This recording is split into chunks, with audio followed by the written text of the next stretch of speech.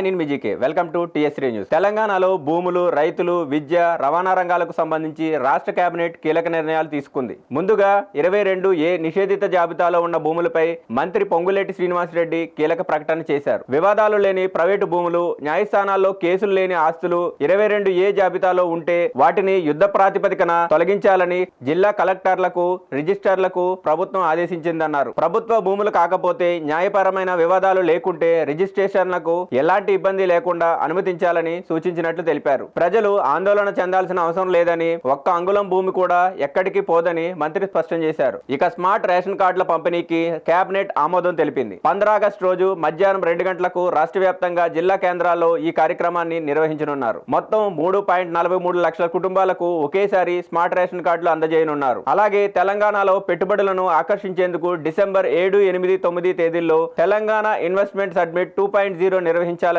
నిర్ణయించారు. రక్షణ, aerospace, pharma వంటి కీలక రంగాలపై ప్రత్యేక దృష్టి పెట్టనున్నారు. తెలంగాణ స్టార్టప్లు, పరిశ్రమల విజయాలు, కొత్త ఆవిష్కరణలను ప్రదర్శించేలా ఎగ్జిబిషన్లు, స్టాళ్లు ఏర్పాటు చేయనున్నారు. రైతులకు కూడా కేబినెట్ కీలక నిర్ణయం తీసుకుంది. 7 రకాల సన్నవడ్లను ప్రభుత్వం మద్దతు ధరలకు కొనుగోలు చేయడంతో పాటు క్వింటాలకు 500 బోనస్ ఇవ్వాలని నిర్ణయించింది. ఈ రకాల సాగును పెంచేందుకు రైతులకు అవగాహన కల్పించాలని అధికారులను ఆదేశించింది. యాసంగిలో తెలంగాణ 81.16 లక్షల మెట్రిక్ టన్నుల ధాన్యాన్ని కొనుగోలు చేసిందని మంత్రి తెలిపారు. ఇందులో కేంద్రం సేకరించని 17.54 లక్షల టన్నుల ధాన్యాన్ని ఈ వేలం ద్వారా విక్రయించేందుకు కేబినెట్ అనుమతించింది. క్వింటాల్కు కనీస ధర ₹2,389గా నిర్ణయించారు. విద్యారంగంలోనూ కీలక నిర్ణయాలు తీసుకున్నారు.